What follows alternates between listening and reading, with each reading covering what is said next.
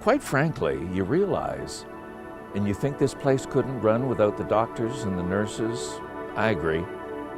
But I'll tell you what, you remove the volunteers from this building, you remove the volunteers who do so many things like bookkeeping and laundry and this and that and helping out here and there. It wouldn't take long to shut down this building if the volunteers couldn't be here either. People don't realize that the volunteers in this building, if you took the time and you attached a dollar value to it, you're talking hundreds of thousands of dollars. The volunteers at the Perking Lot, there's so much I could say. There's so many of them that have become my friends, have done a lot for me. I don't know if they know it, but that money does go directly to patient care and has made my job over these last 12, 13 years much easier.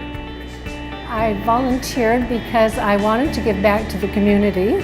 I also have both daughters who are in the health services, and I knew how much they needed volunteers. We do donate a lot of money that helps buy wonderful machinery and help out there. Honestly, I'd always kind of known that I wanted to do medicine from a young age, and so that was part of why I got involved with the hospital volunteering. It just got me in the right place, and I got to see a little bit of the inner workings, especially working back in the ER. I've been involved in a lot of fundraising campaigns that come and go, but this is like many hands make light work. We raise a significant amount of money for the hospital, and it's easy. As my kids got a little bit older, they don't need me at home as much anymore, and I thought that this would be a really nice way of giving back to the community because there's only one hospital in the city and it touches everybody's lives at some point in time. So I thought this was a really nice way to volunteer my time. I did have a hockey mishap not that long ago, last March. I took a fall on the ice. It happened just after I had left here. I had done a shift at the Perking Lot, an extra shift on a Thursday morning. By 2:30, I was back here. The interesting part was the ambulance crew who came through the dressing room doors knew me as soon as they saw me. I had served them coffee that morning.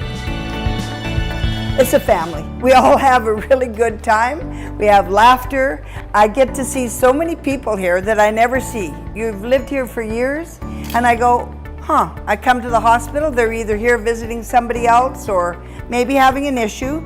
Well, then we can have a hug and we can talk about life, and so I don't know, it's just not hard to come and volunteer at the hospital.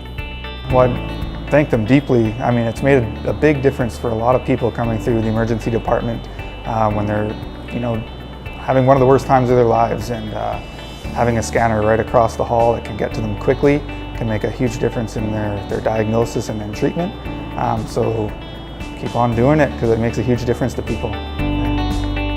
It's interesting when you look at how KGH has evolved. You can get complete care, comprehensive care in KGH, and again, the volunteers play a major role. I've worked in many hospitals throughout British Columbia, and I've never worked in a place where the volunteers have as an important a role, and the volunteers probably need to know how important and how much we really appreciate what they do, and it's always lovely to see their warm faces on a daily basis.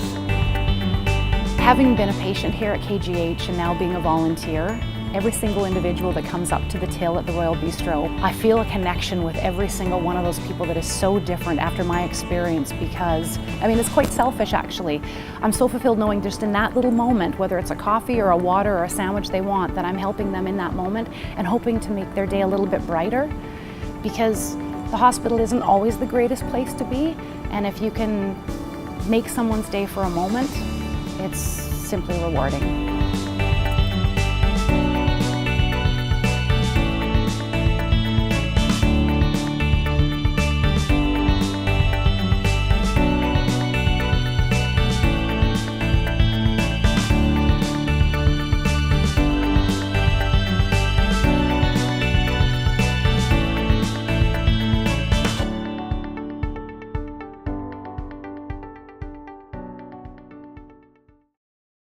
All right, let's get this done. I got some coffee I gotta make and serve. I'm just picturing you naked. Is that what they say? Him, not me. That's what I said, him. I was... Can't do that on camera either. That's gonna be hard for him. Cannot heckle. It's gonna be hard for him. I'm nervous now.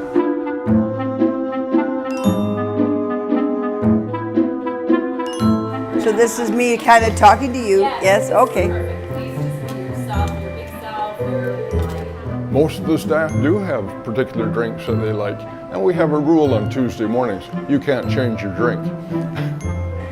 Looking forward to 70. I mean, what is 68? You might as well be 70, and people might take me more seriously. And I'm old. Boy, am I old. Had to do some hard-boiled eggs for lunch the other day and didn't realize I had to peel them before I put them in the case. And so I'm learning. It's a whole new world for me, and that's good. At 50, it's good. I'm learning new things. It's true. And people are like, should these eggs be peeled? Yeah. Oh, sorry about that. Yeah, sorry about that. It's the self-peeling egg. Yeah. Sometimes I second guess myself, make sure it's on. And it is, so that's good. I'd have to go through it all again. I never, yeah.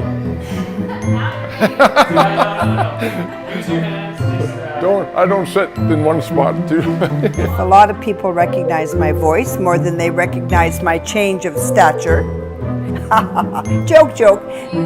Done? Said they died.